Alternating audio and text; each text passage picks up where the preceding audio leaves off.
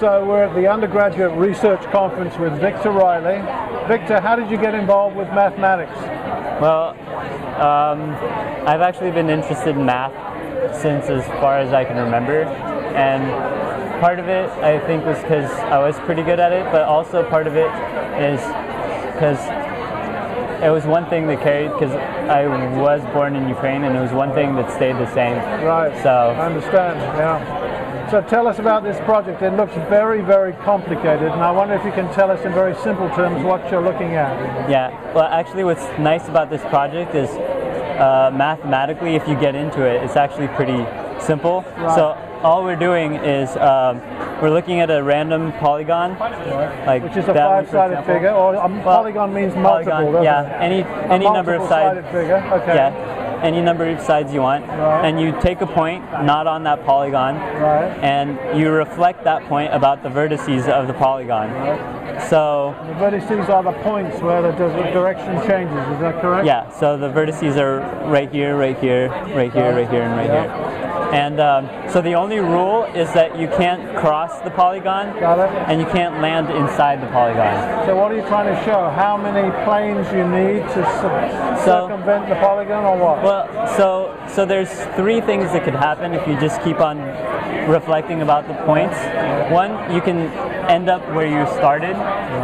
So like you could reflect here, here, here, here, and then you might end up right back where you started.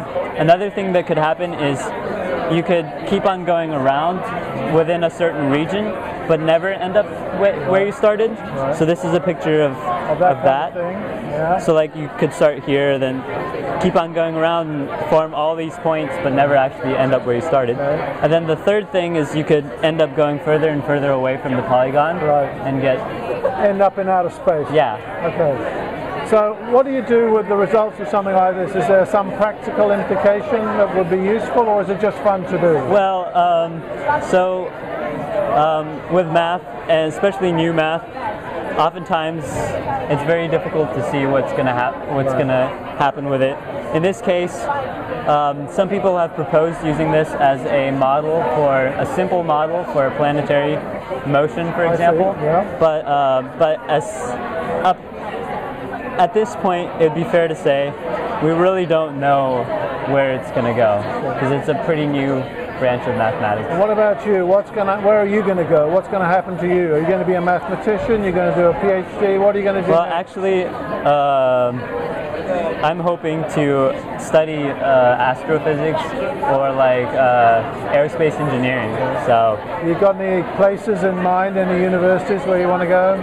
So there's a university in Texas that I'm interested in, because there's a professor there that's working on technology that would be like warp drives. Right. So I think that's kind of... That sounds pretty exciting. Yeah, pretty crazy, but I think that would be a really awesome thing to work on. Thank you very much.